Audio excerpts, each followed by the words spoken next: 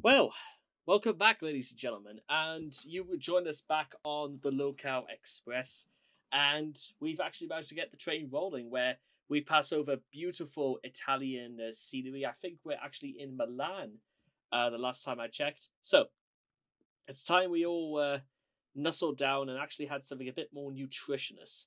And speaking of which, it's time we revisited good old Chris Chan and about I this is sort of like a half thing I wanted to do with his health because almost above everything else, and also in case you're wondering why this it's so white like around this corner, is because the only other source of light is actually in the corner and there's no way to actually turn that down. So this is sort of how it's like gonna be for now. So I apologize. It's I do not normally look this pale if that's causing a few issues here and there. So let's get started, shall we? So Chris and nutrition.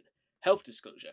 This article contains in-depth discussion of Chris's physical and or mental health. Speaking of mental health, it took me nearly 90 minutes to actually get all of this set up again. So yeah, I don't want to go down that route again. This page is not to be construed or as a substitute for medical advice or a professional diagnosis. All diagnoses are either taken from outside documentation or based on amateur analysis. This article is rated M for honest content. It may contain not suitable for work. Oh well, we tried. Anyway, so let's begin here. Food is both a biological imperative and a cultural medium for humans. The human body is meant to run on a wide variety of foodstuffs for a balanced diet.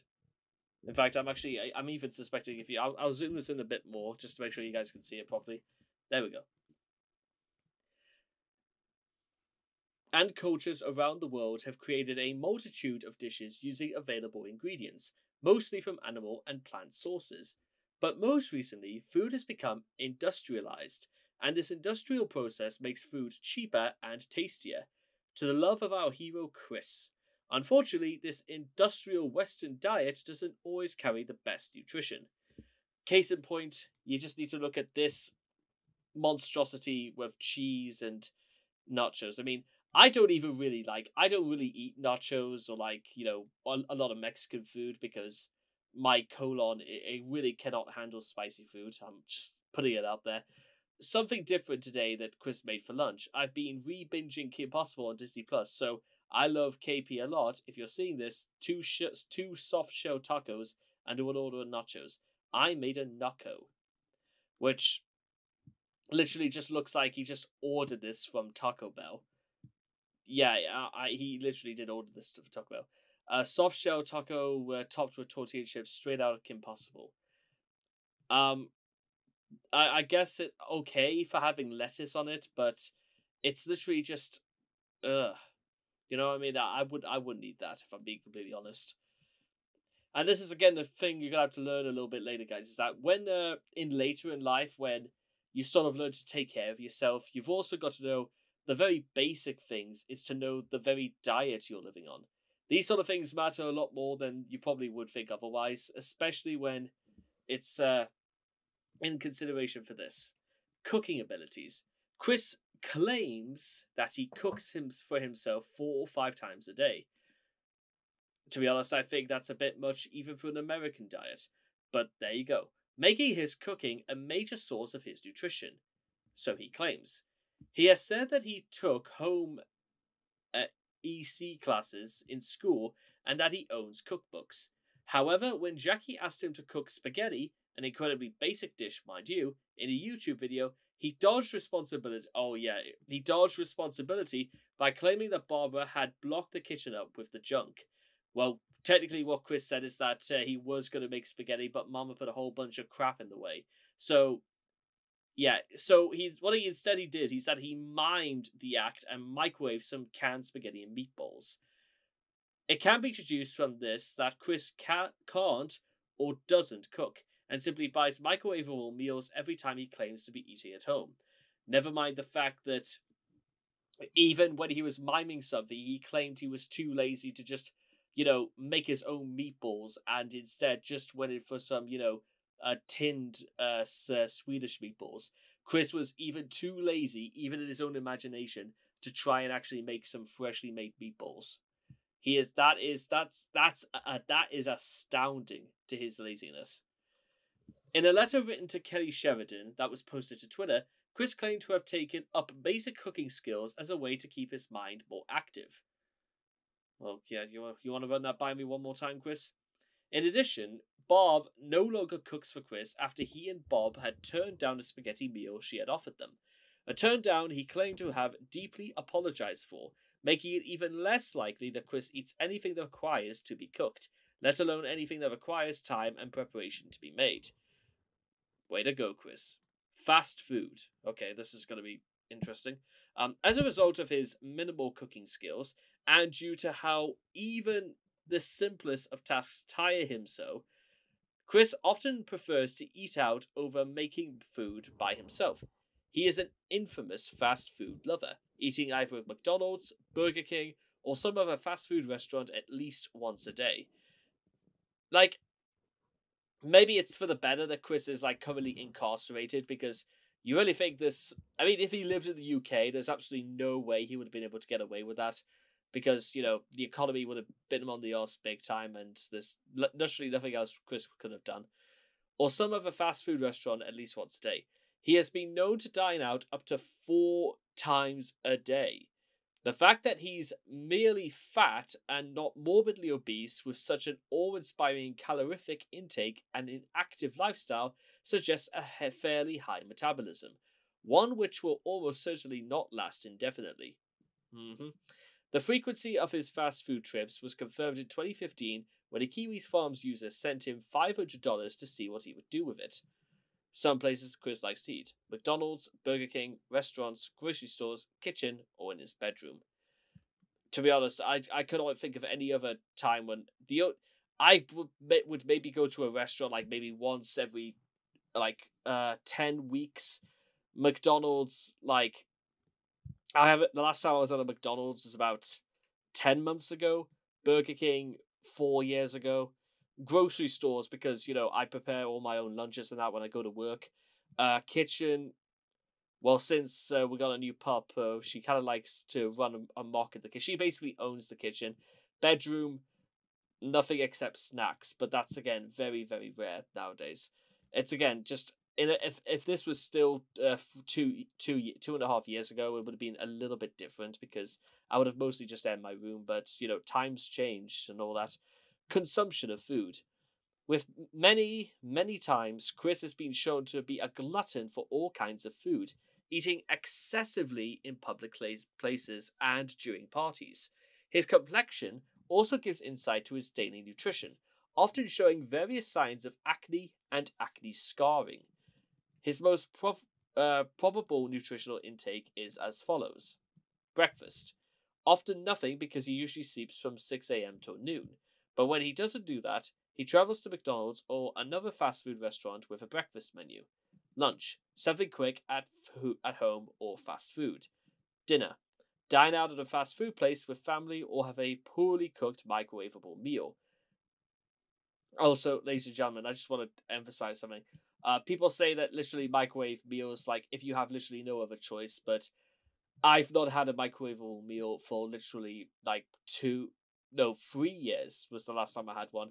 Because let me tell you something now, ladies and gentlemen, I could not stand having any more of these. Call it what you will, I just will not do it. It's just not on. In fact, actually, are we getting nearer to our...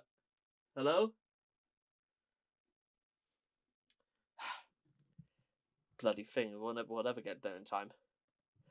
According to Chris, he eats more vegetables than any other food group. You want to remember again?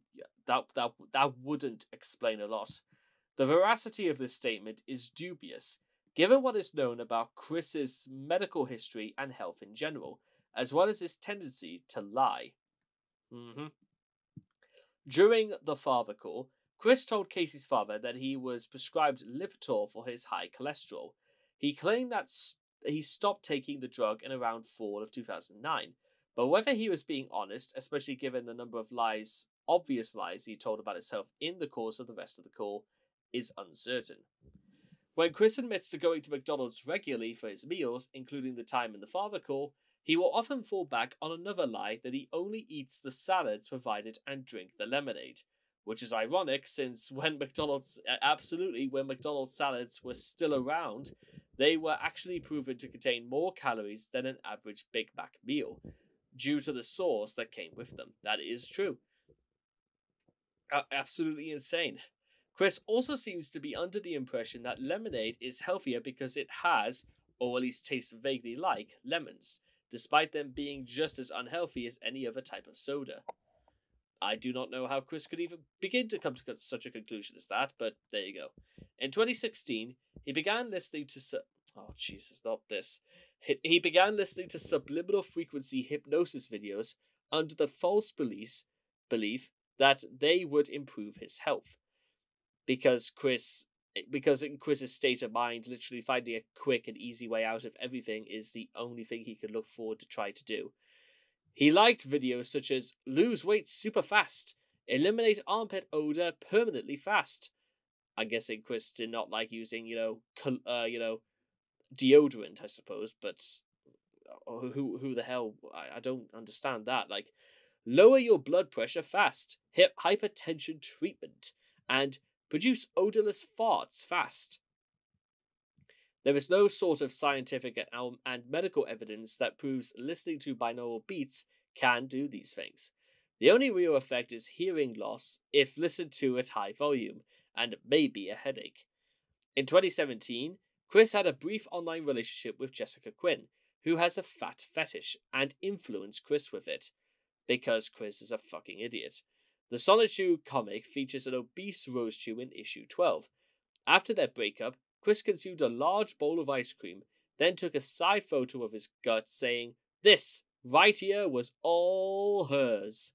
This marks one of the only times that Chris has admitted that he has an obesity issue. Also the same photo, like in the very far bottom right corner, it features, well, it was the bottom left corner actually. It features just this 5-year-old black kid who just sort of like looks at what on earth Chris was doing, and he looked just as confused as I did, to be honest. Dear me.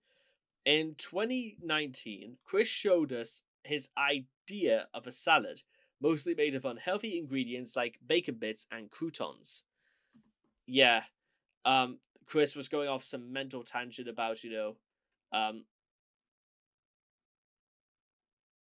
something or whatever. I can't quite remember what it was meant to be. In 2020, Chris claimed to make breakfast omelets, scrambled eggs with ghost pepper sauce or spinach. I don't know how Chris could even stand having ghost pepper, but whatever. Maybe he likes it or something. I don't know. Jail food.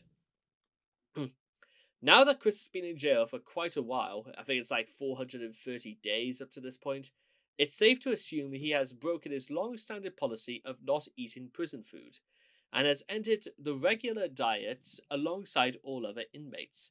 Ironically, this is quite the improvement of his regular dietary habits, as prison meals are provided in equal quantities per inmate, and no amount of entitlement will help you get a second serving. Pretty much the only way Chris can overeat is either by buying the food separately via commissionary money or donations. There's reasons why people don't do that, because, Chris has stated that he likes the selection of food items the jail has for sale, meaning that most of the commissionary money that he does get will most likely be spent on junk food, and literally not on the fact that 14 Branch Lane Court is literally rotting to the ground, possibly. The quality of said prison meals, on the other hand, is debatable. Prisons in America can have anything from barely edible slop crawling with parasites to extremely nutritious meals that come in great variety and flavors. In any case, it's probably safe to say that even if Central Virginia Regional Jail is sitting in the latter category, the meals provided will be far healthier than what Chris is used to be eating. In an October 2021 letter, Chris discussed the quality of the meals by writing that the food's mostly good and, well, not perfect meatballs. Banquet diners have better meatballs, and chicken is often dry. I don't know how even Chris could come to say. Of course, Maybe that's just somebody questioning him about, how he's finding prison or something. I don't know. As of the 3rd of May 2022, hang on. Okay. Following his 3-month stay at Western State Hospital, his weight has noticeably fallen significantly since he was unable to exploit the begging for junk food money loophole he once had access to. Time will tell if he manages to earn enough donations to regain the weight. Somehow, I'm not even sure why Chris would even want to think about gaining weight again, but who knows? That might be the last stint of respectability or sanity he has left. Hydration and water consumption. Before 2020, Chris rarely drank water and focused a lot more on carbonated drinks and energy drinks, which have proven to increase erratic behavior. This was such an entire page of the Quickie was partly dedicated to just how much Coca-Cola he drank over the span of 2 years. And of course you get all of this bullshit of Chris literally having rocks in water bottles. And this part here where Chris drinks his Fanta, basically. Well, yeah, he literally does drink his Fanta. Said article revealed that on many of the days between the 6th of March 2007 and the 4th of September 2009, Chris drank about 1.8 litres over 3 pints of Coke every single day, assuming that none of it was drunk by his equally obese parents, so he could gain points on My Coke rewards. This represents a grotesque 195 grams, nearly 7 ounces, of sugar per day from Coke alone. I don't even... Isn't it's meant to be 2 ounces of sugar per day is for the average American male or something like that. Representing almost 800 calories, 1/3 of his daily calorie intake. To put that into perspective, Chris drank enough Coke to fill 10 oil barrels in order to get the amount of points he got. Needless to say, the effects are staggering. On record, he apparently consumed a whopping 120 cans of cola on the 9th of April 2008, 29th of March 2009, and 15th of August 2009. How this didn't send him into an immediate diabetic shock is anybody's guess. Well, assuming he didn't just drink them all in one go, and he maybe had some diets or Coke Zero in the meantime. Now, Chris drinks tons of water from a glacé water bottle with an amethyst crystal on the bottom. He believes that there are many health problems that drinking water in this fashion alone can cure. He believes that doing so cures conditions such as food poisoning. No, it doesn't. While this is not actually true, it's at least far healthier than drinking tons of soft drinks. Ever since the discovery of himself being the goddess CPU Blueheart, he has used the bottle constantly as a way to charge up his powers, in order to help further the merge into its future stages. The reason he went from the amethyst crystal is most likely the same reason that he uses his amethyst ring in the comics as his main source of power. So therefore, Chris now uses this bottle as a way to inadvertently make his powers stronger. Results of... Yeah, this is what I was talking about. This is that little kid over there who just didn't seem to understand what was going on. But I suppose we've come this far. We'll just go this a little bit further. Obesity. Chris has been overweight for all or nearly all of his adult life, and obese for a large portion of it. Dental hygiene. Chris's teeth have obviously suffered greatly during the decades of constant sugary abuse. Several videos which he exposes his teeth have revealed that his molars are extremely rotten and full of cavities, while his frontal teeth are yellowish at the base and an olive colour at worst. This combined with his infamous lack of hygienic prowess means that it's not a flat out a miracle that all of his teeth haven't fallen out at this point. I don't know, maybe he brushes them more than he's letting on, but even still, behavioral issues. Caffeine is a well-known stimulant and can impair one's ability to sleep. Chris drinks all have amount of caffeine in them, from coffee to Coca-Cola. Chris is undoubtedly addicted to both, and cups of coffee were spotted throughout the hallway in 14 Branch Lane Court just before the coffee maker burned the entire house down. I suppose negligence we could throw on that as well. Fecal incontinence.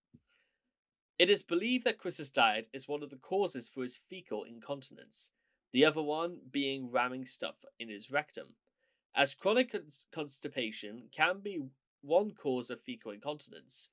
Chris's diet of McDonald's, microwavable food, things that are very, very high in sodium, and little or no fruit or vegetables is very likely ridiculously low on fiber and thus a surefire way of causing constipation. And Chris has been going on with this diet for who knows how long. Irritable bowel syndrome may be another reason for Chris's problems with controlling his bowels. The cause of IBS is not known, but two major triggers are stress and poor dieting, with wheat, dairy, and carbonated drinks being known IBS triggers. Chris has given testament to fast food not agreeing with him. However, being raised on a poor diet, it's unlikely he'll ever stop eating junk food anytime soon. Denial of his poor diet.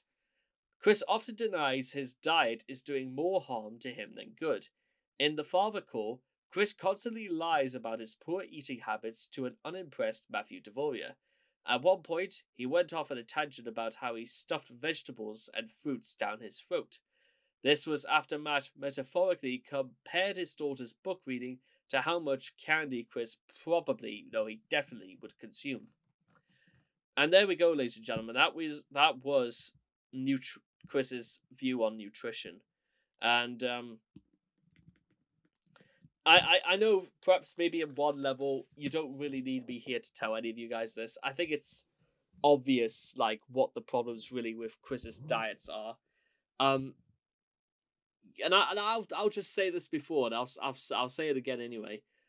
Would it not be better off if Chris did just buy some vegetables, or if it was a problem with money, just have smaller portion meals? Would it not be better off for just Chris just changed his diets to something that may not be better overall, but it could go a long way towards a better lifestyle? I mean, I know I'm saying this as though he's not in prison right now, but would it not be better off if Chris did any of these things? Well, yes, of course it would. But the point is that in prison or not, there was no way ever Chris was ever going to do such a thing like that. You know what? A millionaire might like having nothing more than, a Ryvita biscuits and half a glass of orange juice for his breakfast. Someone in Chris's position doesn't. And the peculiar evil, ladies and gentlemen, is that the less money you have, the less you're more inclined to spend it on wholesome, nutritional food. You see, when you're in Chris's position, when you are unemployed, meaning you are alone, harassed, bored, degraded, and miserable, whether or not any of these things were brought on by Chris's lifestyle or not is a very good point to make.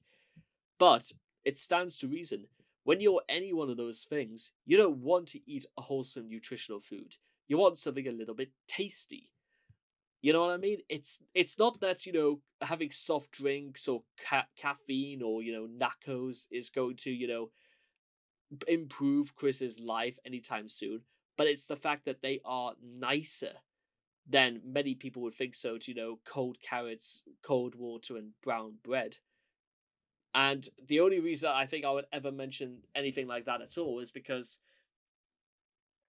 it's not just the case with people like Chris. It's with thousands of people who are in this position right now, is where they want something that's going to make their lives, a little better, but it's not what they need, it's what they want. And unfortunately, Chris has been in that mindset for so long that